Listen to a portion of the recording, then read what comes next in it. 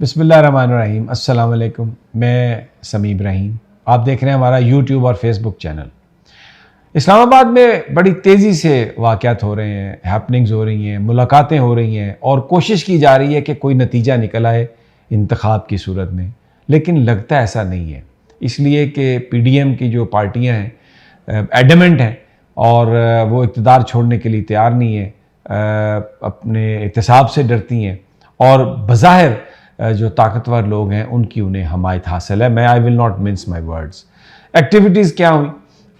आसिफ अली जरदारी और मौलाना फजलुर रहमान के बीच मुलाकात हुई है। जरदारी साहब पहुँचे उनके घर, बड़े ऐसे मनाजर थे, ना कोई लाठी थी जिससे टेक लगा के चल रहे हैं, यूं तपड़ तपड़ तपड़ तपड़ तेज़ तेज़ चलते पहुँचे हैं। आगे मौलाना भी यूं हंसते मुस्कुराते खिलते।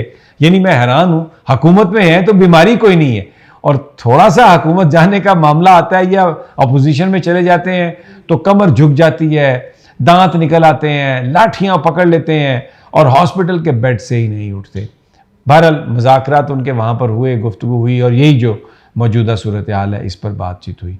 फिर एक और अहम मीटिंग वो वज़ीर आज़म हाउस में, जिसमें हाफिज़ सैयद आसिम मुनीर जो चीफ़ ऑफ आर्मी स्टाफ हैं, DGISI, और उसमें और भी बहुत सारे जो ऑफिशल्स हैं वो वहाँ पर पहुँचे और गुफ्तगू जो सरकारी तौर पर ये बताया गया कि जो सिक्योरिटी की सूरत हाल है उससे आगाह किया गया।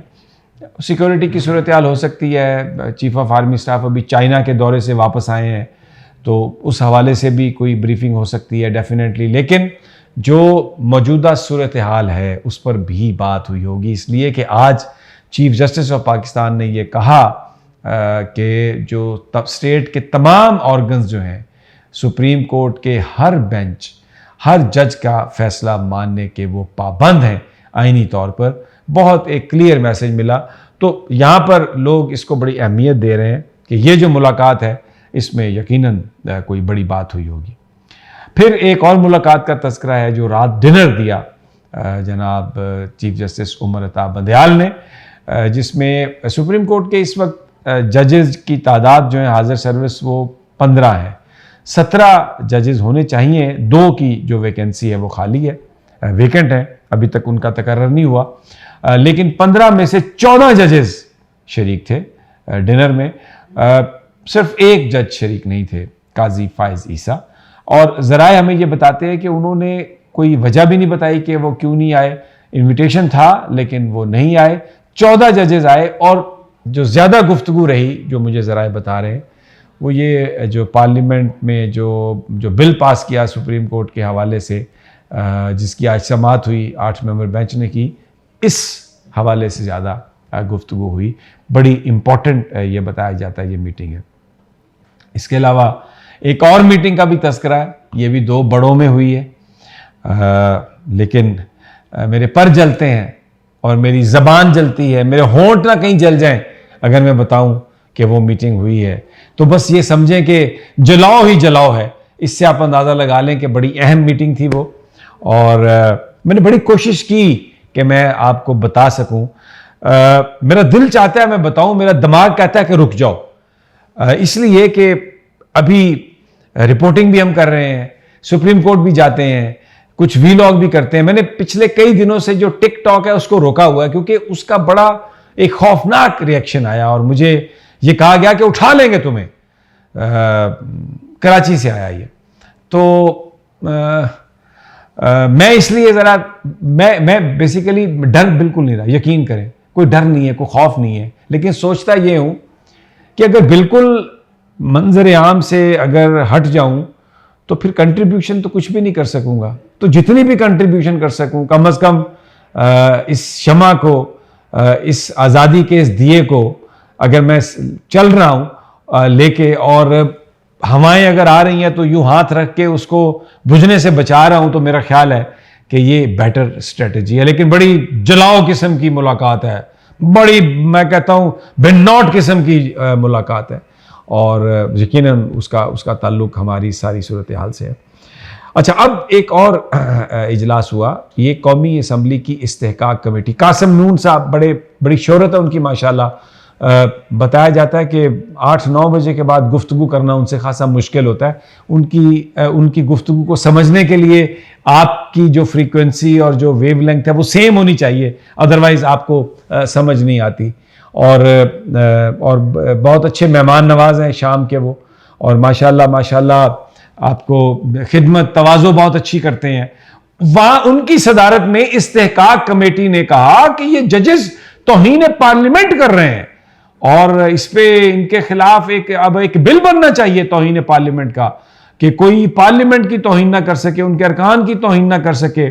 अच्छा, ये फिर इसमें ये 3-4 घंटे इजलास रहा। फिर आखिरी हिस्सा इसका इन कैमरा सेशन था, यानी जर्नलिस्टों से कहा गया कि आप निकल जाएं। तो वो जो बहादुर पार्लियामेंटेरियंस थे वो सोच रहे थे कि जजों को काबू कैसे किया जाए, लेकिन वो कहानी लोगों को याद आ रही थी जो उस मीटिंग में शरीक थे कि घंटी कौन बांधे, बातें तो बड़ी हुई, लेकिन फिर उन्होंने कहा अच्छा सब्र करें जरा, अभी ड्राफ्ट की कोई जरूरत नहीं है, प्राइवेट मेंबर्स डे पे जो अगले मंगल को होगा उस वक्त तक देखेंगे और फिर कोई बिल पेश करेंगे।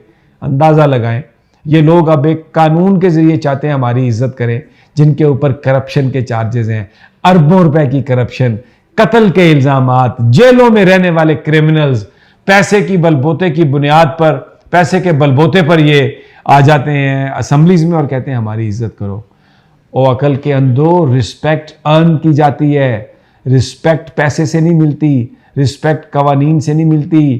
कार्नीलियस की आज भी रिस्पेक्ट है, जस्टिस दुराब पटेल की आज भी रिस्पेक्ट है, जस्टिस उमरता बंदयाल की आज भी रिस्पेक्ट है, जस्टिस आसफ सईद खान खोसा की आज भी रिस्पेक्ट है, उनके फैसलों की वजह से। और इनसे बड़े बड़े जो अमीर लोग होंगे जो अदलिया में भी रहे, उनका कोई नाम लेने के लिए तैयार नहीं है। तो ये कानून साजी के ज़रिए, लोगों को डराने के ज़रिए ऐसा नहीं, आप रिस्पेक्ट नहीं ले सकते। अब एक और जो कन्फ्रंट्रेशन है उससे मैं आपको आगाही देता हूं। सुप्रीम कोर्ट के रजिस्ट्रार ने स्पीकर ऑफिस से 5 कौमी असम्बली के इजलासों की कार्रवाई मांगी है, उसकी रिपोर्ट मांगी है, और उसके साथ उन्होंने कायमा कमेटी बराए फाइनेंस की रिपोर्ट जो है वो भी मांगी। जुबानी जब उन्होंने मांगी तो स्पीकर ऑफिस ने कहा कि जनाब हम आपको रिपोर्ट नहीं दे सकते। अब रजिस्ट्रार ऑफिस ने तहरीरी तौर पर यह रिपोर्ट मांग ली है, लेकिन मेरे जराए ये बता रहे हैं कि अभी तक स्पीकर ऑफिस ने यह रिपोर्ट नहीं दी। और आज जो मुगल्लजात बकी है वहां पर ख्वाजा आसिफ ने तकरीर करते हुए और कहा है कि ये एक इदारा जो हमारे सामने है, ये हमें वो एक इदारा कौमी असम्बली को अपनी मुद्दत पूरी करने नहीं दे रहा, और हम तो ओपनली तकरीरें करते हैं, ये हमारा रिकॉर्ड मंगवाते हैं, स्पीकर साहब आप इनसे इनका रिकॉर्ड मंगवाएं। ये सुप्रीम कोर्ट के बारे में वो कह रहे हैं। बहुत ही एक अफसोसनाक ये सूरत हाल। और उसमें से बड़ी जो अफसोसनाक बयान नूर आलम खान, जो तहरीक इंसाफ के टिकट पर, बल्ले के टिकट पर जिन्होंने इलेक्शन लड़ा लेकिन बिट्रे किया खान को, बिट्रे। मुझे भी एक फोन करके बड़ी उन्होंने धमकियां दी कि तुमने मुझे लोटा कहा है। बिट्रे उन्होंने किया। मैं ये कहता हूं उन्होंने जब वोट बल्ले पे लिया तो अगर वो सियासत करना चाहते थे तो रिजाइन करते, आजादाना इलेक्शन लड़ते या पीपल्स पार्टी के टिकट पे इलेक्शन लड़ते, तो फिर मैं मानता उन्हें। लेकिन अभी वो बल्ले के टिकट पे कह रहे हैं रजिस्ट्रार को कि जो प्रिंसिपल अकाउंटिंग ऑफिसर है सुप्रीम कोर्ट का, मैंने उससे कहा था कि अखराजात की सारी तफसीलात लेके आए, अगर वो नहीं लेके आएगा तो मैं वारंट उसके जारी करूंगा। ये आज उन्होंने धमकी लगाई है। अब जाहिर है शाह से ज्यादा जो शाह के गुलाम हैं वो बड़े एक्टिव हैं, और ये हर कोई खुशामद में पता नहीं कहां तक जाने की कोशिश कर रहा है। लेकिन बहरहाल ये सारी सूरत हाल है। अब इस वक्त फ़ज़ा में टेंशन बहुत है, और अभी मुज़ाकरात जो हैं वो दौर जारी है, आखिरी दौर है ये पीटीआई का और पीडीएम का, और ये इसका क्या नतीजा निकलता है तो जैसे ही ये हमारे पास इत्तला आती है तो हम आपको बताएंगे। स्टे ट्यून टू अस, क्योंकि मेन स्ट्रीम मीडिया जो बहुत सारी अहम खबरें हैं उनसे ज़रा इज्तनाब बरत रहा है उनको कवर करने के लिए। बट इंशाल्लाह वी आर हियर और हम आपको रिपोर्ट देते रहेंगे। इजाज़त दीजिए अगली वीडियो तक। अल्लाह निगहबान।